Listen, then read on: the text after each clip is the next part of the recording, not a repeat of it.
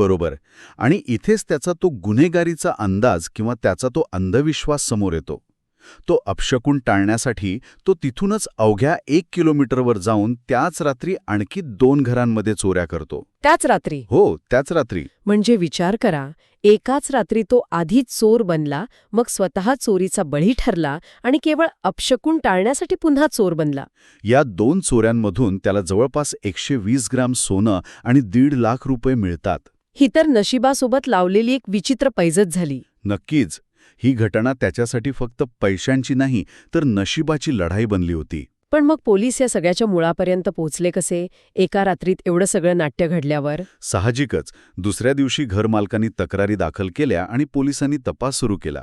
अच्छा. सीसीटीव्ही फुटेजच्या मदतीने त्यांनी राजचा माग काढला आणि त्याला तामिळनाडूतील इरोडमधनं अटक केली.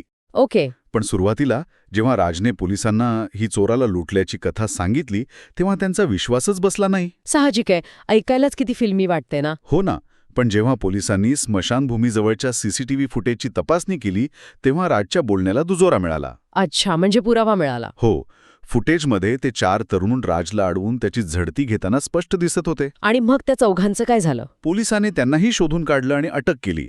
आणि आश्चर्याची गोष्ट म्हणजे त्या चौघांची कोणतीही गुन्हेगारी पार्श्वभूमी नव्हती. म्हणजे त्यांनी फक्त संधीचा फायदा घेतला होता. अगदी. तर ही घटना म्हणजे केवळ गुन्ह्यांची साखळी नाही, तर अंधश्रद्धेमुळे घडलेली एक विचित्र नाट्यमय घटना आहे. बरोबर.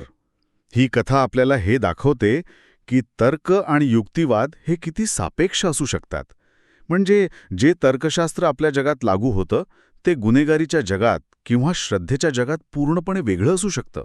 खरंय, ही घटना नक्कीच मानवी वर्तनावर एक प्रश्नचिन्ह निर्माण करते.